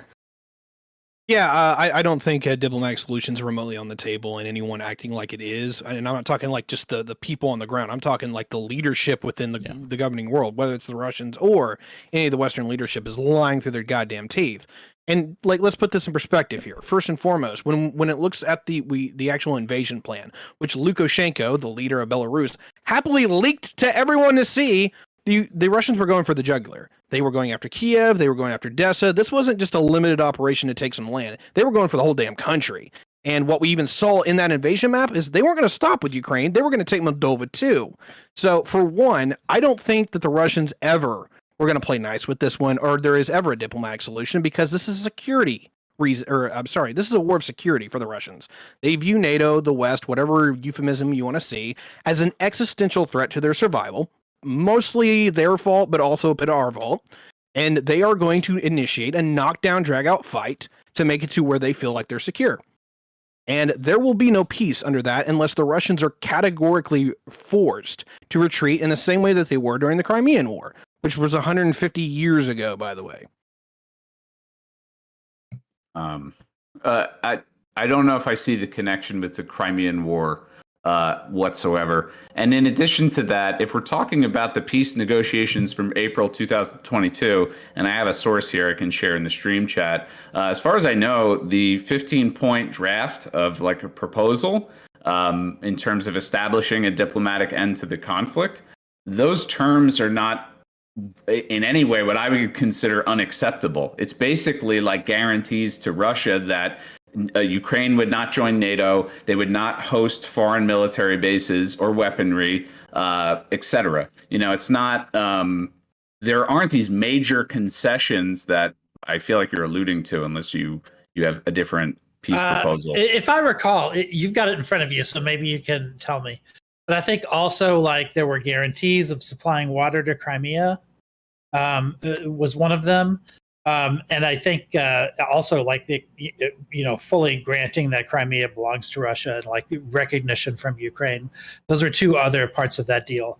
I think overall, I mean, if that's what the deal is, and it can be enforced, I personally I wouldn't consider that a bad result for Ukraine.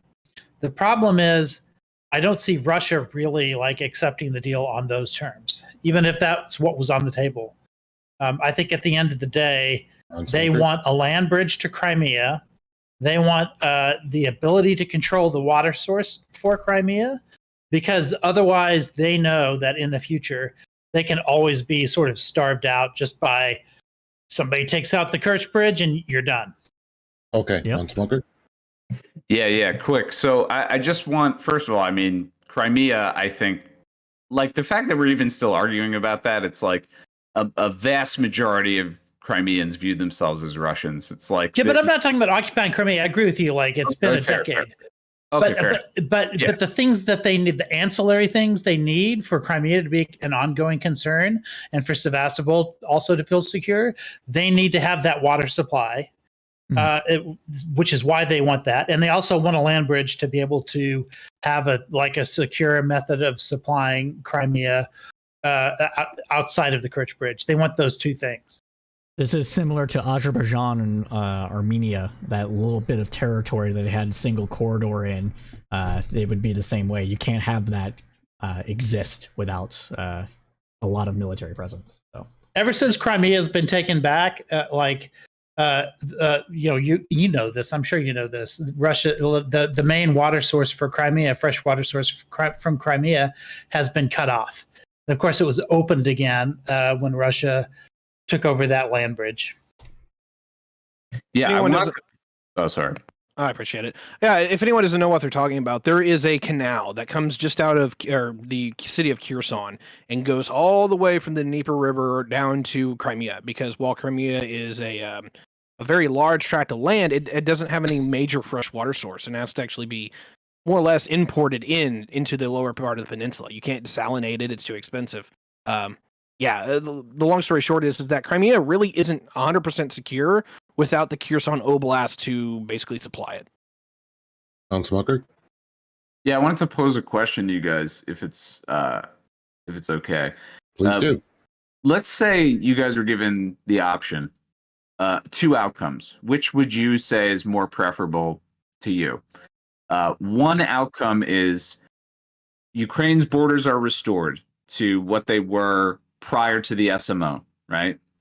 But Ukraine signs a guarantee that they will never join NATO, they will never host foreign military bases, and they will never host foreign weapons installations in their territory, perpetually for the duration of that agreement.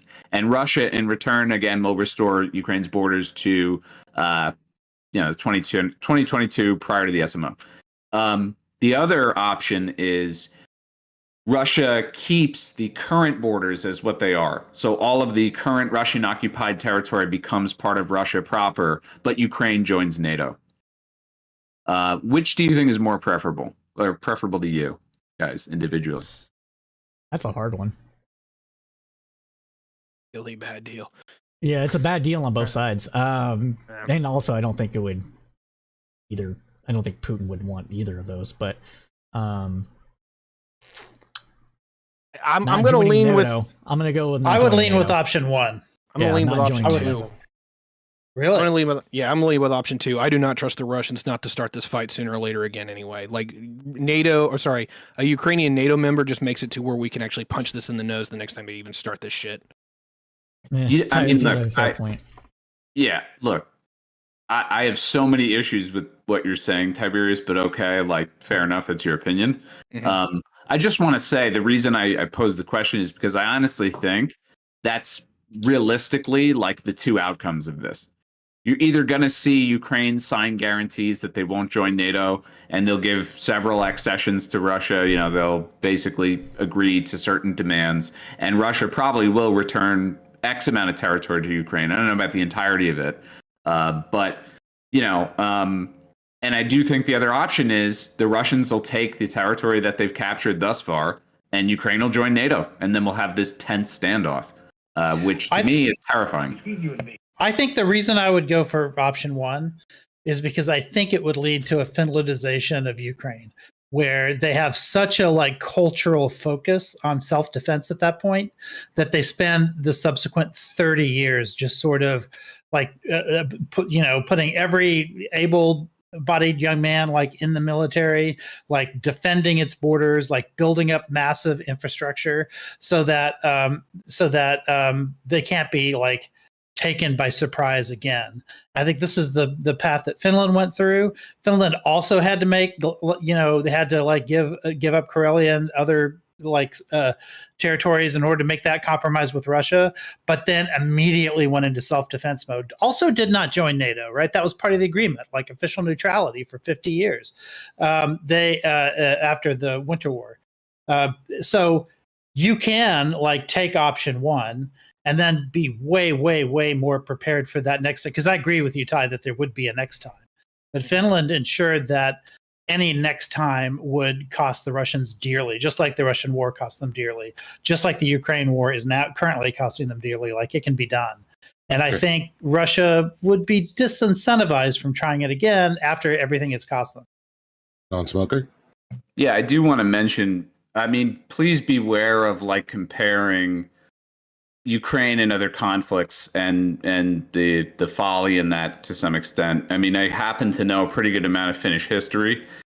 Finland, you have to remember, just after the Russian Revolution, first of all, Lenin and Stalin were total adherents of Finnish independence. That's one of the reasons why the Finns got independent territory after the Russian Revolution. But Finland descended immediately into a civil war, which the Finnish whites won, executing hundreds of communists, by the way, including my great-grandparents. But anyway, as a result of that, there became an incredibly aggressive anti-Soviet government in place in Finland, who eventually aligned with fucking Nazi Germany, which is part of the reason they went to war with the Soviets to begin with, was because they wouldn't give essentially, free rein to the Soviets to set up defensive blockades in Scandinavia. It's similar reason why the Soviets. A lot of what you're saying also sounds like Ukraine. Like I know you intended to differentiate there, but I think it's the same way, right? You also have collaboration with the Nazis in Ukraine. It is if you equivocate NATO and Nazi Germany, which I don't. Well, what I'm saying is, I think that the same like anti-Russian sentiment is arising in Ukraine as a result of the invasion, right? I think the same things. These are all of these appear to be similar things that are happening. There's a degree of similarity in terms of there being an internal conflict in both countries, and one in which the far right essentially won power. However, the means through which that outcome occurred were very different. The far right, and I wouldn't even say the Ukrainian government is all that far right relative to the Finnish government prior to World War II. I agree. I agree. That is one difference. Yeah, I mean, Zelensky is definitely not the same there, but I do think that you would see a lot of anti-Russian sentiment. I think you would see a culture of preparedness for the next war, because people like believe that about Russia now because they've experienced this invasion. I think the West, will. I don't think Ukraine is eligible to be in NATO anyway, because one of the preconditions of joining NATO is that you can't have any territories in dispute in your country. So Ukraine definitely is not like eligible to join NATO like already. So in the status quo, and what's going to follow the status quo, I believe, is not going to be Ukraine being offered NATO membership, not in the short term at least. I think they also have to deal with corruption issues. That's another thing that you have to do in order to join NATO. Like there's a list, and Ukraine does not qualify for several items on that list. And if we're honest about all this, part of the reason why Russia invaded in the first place or supported the Donetsk region is to ensure that it couldn't join NATO under its current official rules. But I also wonder, non-smoker, if you can tell me this, do you believe that Russia would allow this to happen if there was the possibility of Ukraine joining a European-style military alliance? Because I don't know, because that's been talked about. Europe has been talking about it recently because of the conflict that's going on in Ukraine, but also because of some issues with seeing America doing things it doesn't like. Do you think that Putin or Russia, the next leader, or anybody would see that as being a different organization to NATO, or do you think it is just NATO under a different name to them? Yeah, I think it would probably be seen as NATO under a different name. I think any broader European military defensive alliance is potentially threatening to Russia. I think NATO stings particularly hard considering its essentially its foundation was protecting Europe from Russia, Soviet aggression, supposed Soviet aggression, and then it's in the post-Soviet world it supposedly has a neutral stance towards Russia. In fact, that they were verbal guarantees given to the Russians that they would not continue to advance past a certain point, and of course they've continued to advance and add members and blah blah blah. So regardless, I think any broader military defensive alliance could be considered threatening by the Russians. NATO has a particularly negative, how would I say? The Russians are far more sensitive to that than maybe a regular alliance. But I still think it would be seen as potentially an act of aggression. So then, how is Ukraine guaranteed any sort of autonomy if they can't join forces with other European countries in order to bolster its self-defense, given that Russia invaded? I mean, this could be a hot take maybe, guys, but I'm of the belief that most countries there's really no such thing as like truly autonomous countries other than superpowers. No country acts freely on its own will to do whatever it wants and join whatever alliances it wants. If Ukraine were, not part of the reason Ukraine wants to gravitate towards the European sphere is not simply to just rebuff Russia, but it's also to be part of Europe, to be under European, hegemony, as I said earlier. And I think that, so to say, well, it's just them expressing their sovereignty, getting security guarantees from European partners. Well, in Russia's view, it's like, well, you guys are anticipating a conflict, possibly one that you provoke, and you're getting a bunch of allies to join you in a potential war. So then the only thing that Russia would accept under this kind of doctrine is a vassal state of Ukraine. I think Russia would probably smartly accept a truly neutral Ukraine, at least in terms of diplomatic language. So they might allow Ukraine to have, economic bonds, strong economic bonds to the EU or Europe in general, or the West more broadly speaking.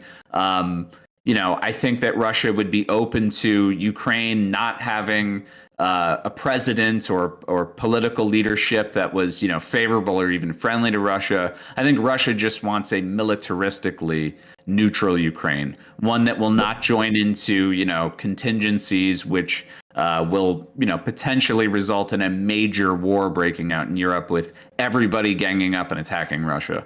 But one of the interesting consequences of Russia taking Crimea, though, it was because there was a relatively very close to 50-50 sort of divide in Ukraine in terms of the leaders. You had Yushchenko, who was in power, and then Yanukovych sort of came after him.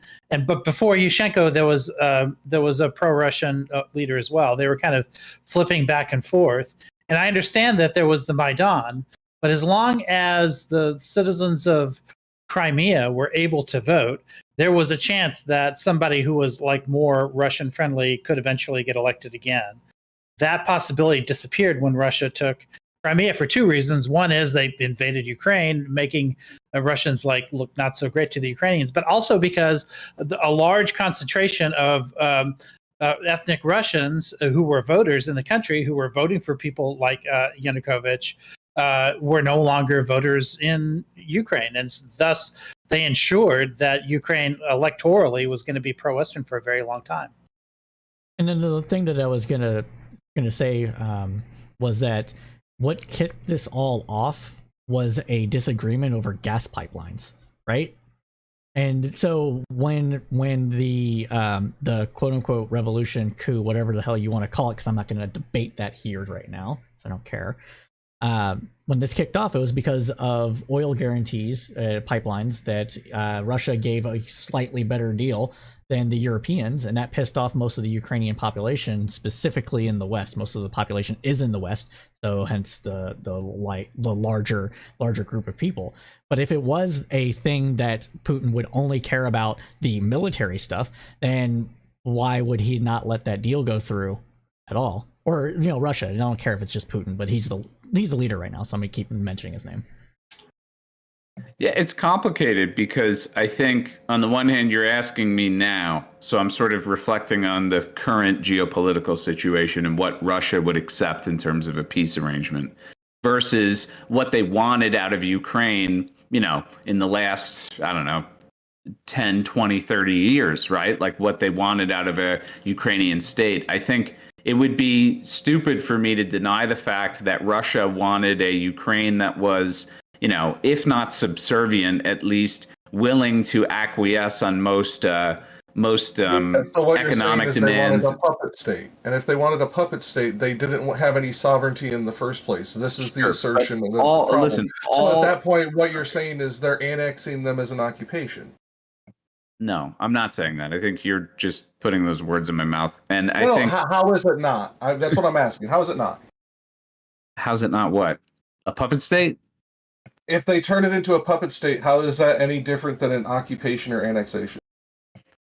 Okay, well, it would depend how you define puppet state, but the idea here that I'm trying to get to, Ukraine has always been this, and keep in mind, I mean, Ukraine has been a country for 33 years, right? Like less than that, technically. The Soviet Union considered it to be its own republic. It was just a republic that was in union with the Soviets.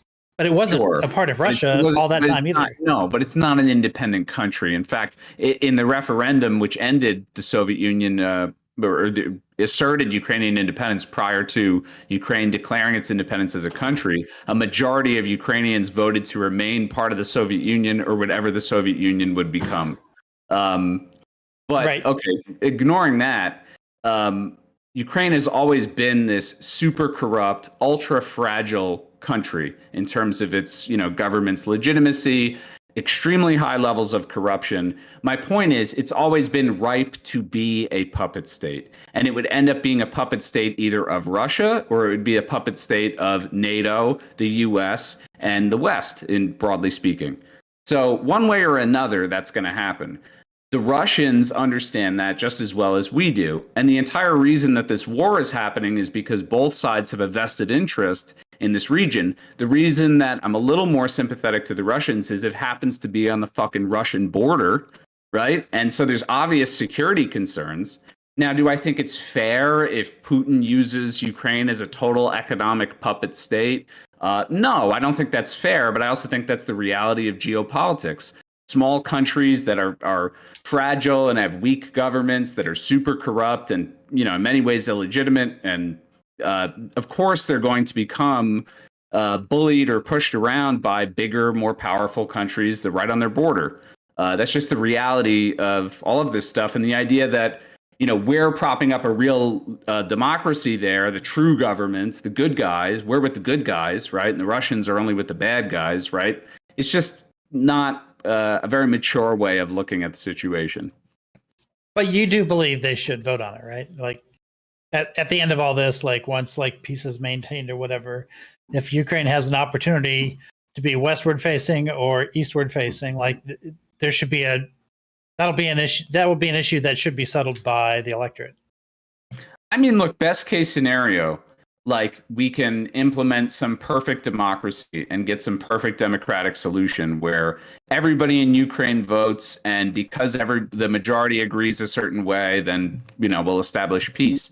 And it just so happens that the separatists in the East, I think, are like kind of repulsed at the notion that they're going to totally, split with Russia.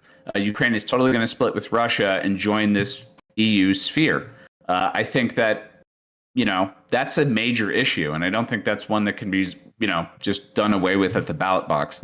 I got to push back on that last part because, at least from everything that we can tell, is that the Russians came in during this invasion and they leveled cities that were ethnically Russian to a large degree, to the point where, I'll put it this way: I can't confirm this because I'm obviously not there, but one, it makes logical sense, and at least the anecdotal evidence that I do have for this is that even the most pro-Russian folks that were in eastern Ukraine before the invasion are now staunchly, if not the most, opposed to being part of a Russian Union at this point, because they literally leveled entire areas that were supposed to be inducted into the new Great Russian Empire that they were building out. And I'm being a little hyperbolic there, but there is that reality. Like Mariupol was literally like 80% ethnically Russian, and it was leveled.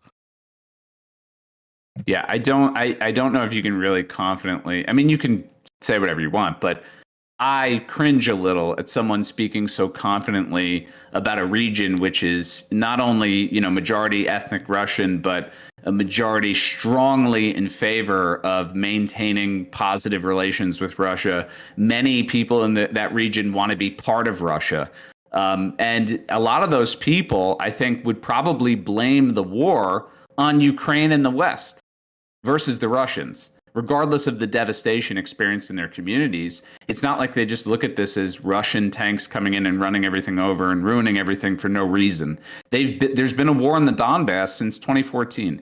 These people look at, and listen, there's Ukrainian rappers, there's MC Val, right? East Ukrainian rappers. There's a strong anti-Ukraine sentiment, Ukrainian government anyway, in those regions, extremely strong. And that hasn't changed just because a war is going on. That is just incredibly hard for me to believe on that last part. The other part I will agree. Like, you've had basically a seesaw effect between the eastern provinces and the western provinces since independence on if they wanted to be more pro-Western or pro-Eastern or, pro-Russian. And you know what? That's fine. It was largely, at least to what we could tell, democratic. There was some really big stuff. There was some really big events that are incredibly important to the Ukrainian people. But to a large degree, it looked like it was at least mostly above board. So I give them credit for that. And if that had continued, so be it. The issue that we had is that the Russians came in 2014 with the little green men and whatnot, and they made it to where a lot of these places that were supposed to be in favor of separation became battlefield. And a lot of these movements that look like they were gaining momentum, and to give that credit, I have no doubt that if there was a referendum before the Little Green Men incident in Donetsk and Luhansk provinces, that they absolutely would have voted to secede and if not openly join the Russians. But the issue is that their entire homeland became a battlefield for over 8 years. And that was just before the invasion. That was just the separatist part. We saw their momentum die down considerably. It looked like they were going to literally storm through the entire eastern part of the country there in 2015. After that, after seeing the momentum completely die down and seeing the Russians basically level everything that they've touched, and that is not being hyperbolic, they really have, I would be absolutely shocked if anyone was on their side who lived here. I mean, I think you're likely to be shocked in the near future. Let me put it that way. I mean, we have referendums, recent referendums that people there want to join Russia. And I know everybody wants to say they're not legitimate referendums. Okay, fine. Well, look at election maps, right? Look at election maps of years prior where most Ukrainians in the East voted what most opinion polls indicate about their feelings towards Russia and feelings towards the West. And simply because a war happened there doesn't negate the fact that there's strong support for Russia in those regions. Many of those people consider themselves Russian. They're more Russian than Ukrainian.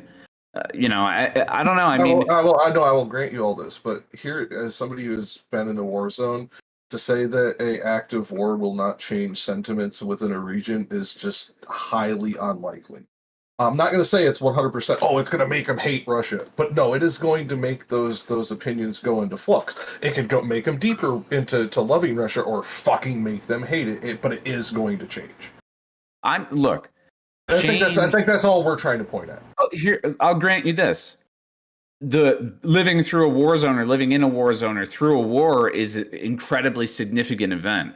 But the point is, it can be blame can be placed on either side depending on what your particular views are and how the information is presented to you. So there probably are some Eastern Ukrainians who are like, yeah, fuck Russia. I want nothing to do with that now. Get me the fuck out of here. But I'm telling you, there's almost definitely a significant, probably a majority of people in the East who blame this conflict on Zelensky, Ukraine, NATO, and the West. No, and I gave you that as a grant. I'm just saying, give us the grant that it is going to be highly in flux, and really, we're not going to know till the end of the war. Yeah, that's fair. That's fair, dude. Yeah. I don't know everything. You know, I'm not in fucking Ukraine. I'm going by the data that I have prior to, right? Have you looked at the OSINT websites?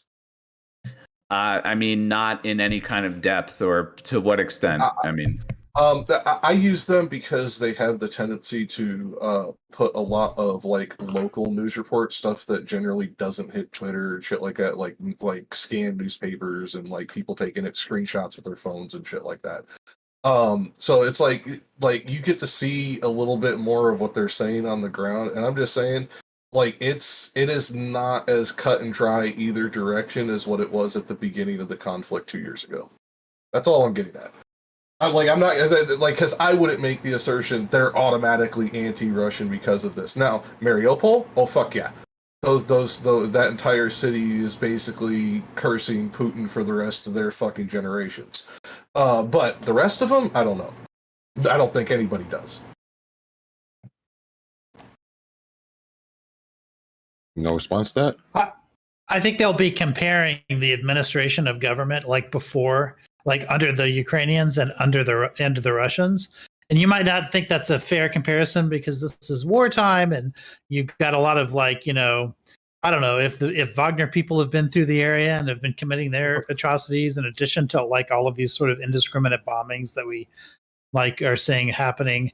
I think that if you just like take a naive impression of like there was certainly violence for the prior 10 years also, or 9 years, or whatever it was, 8 years. 9.5 years, yeah. Before, like with with all of the fighting within the Donbass. But I think it'll come down to what was life under the Ukrainians and what was life under the Russians. And we can't know that till after. And I think that's kind of where I'm pushing at this. A lot of us want to, and I will admit this, a lot of Westerners do this. It was one of the points that I just kind of had to like give you a thumbs ups for in DMs while I was still in pause mode. You're like, yeah, Westerners just want a virtue signal. And yeah, a lot of them do. The ones those of us who have been to war or know a lot of people who have been to war zones, we understand what the Ukrainian population is going through, and we understand that even if the people coming in are a quote unquote good force, and I'm not going to like give an example, we're just using this for the hypothetical. It come in as a good force, it is highly likely just because they are the instigators of the violence. They end up getting an extremely bad rap until years after the conflict is ended. And this just seems to be historically true. Regardless of the intentions that people go in, the truth generally doesn't come out until much later. So on that, I'm going to go ahead and give everybody a chance and get ready to go to the open. So if anybody wants to give outros and needs to get going, go ahead and do so. Yeah, I'm gonna dip. Yeah. I have to take a major piss, but I appreciate you guys letting me on. This was fun. I would love to come on any other panels. Twitch.tv/non-smoker. Second O is a 0. Always open for discussions of any kind, debates, whatever. Feel free, come by, say hi, and thanks again. Yeah, you've been amazing. Thanks for Hey, having me. sorry for the 5v1, but if you've got recommendations for other people who can balance out a panel like this in the future, like we'd love to have. And this is what I said to when Alexa was like talking about like getting you in here. I said, here are my 3 rules. They have to be intelligent and know what they're talking about on the subject we're inviting them for. They have to not do TOS speedrunning, and they have to not do derailment style engagement where I'm going to eventually have to kick them so that we can actually get to the conversation. She said you would pass all, and she did not lie. Thank you for being here. You definitely helped out, because otherwise I was going to be like inviting like Yankee Tanky or somebody like that, and that would have been a fucking nightmare. Okay, CSB, go ahead and give yourself an outro. Yeah, everybody, thank you again, Lee, for inviting me on the panel. This was a great experience, and I hope to be back in the future if there's room for me.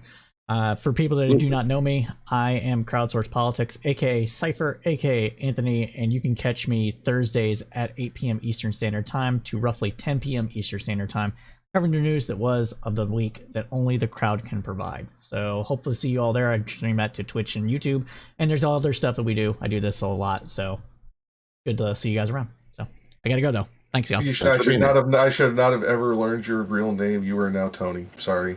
Fair enough. Fair enough. Blast, dude. I may even have to find a "Hey Tony" fucking soundbite for the soundboard to throw in when you pop it.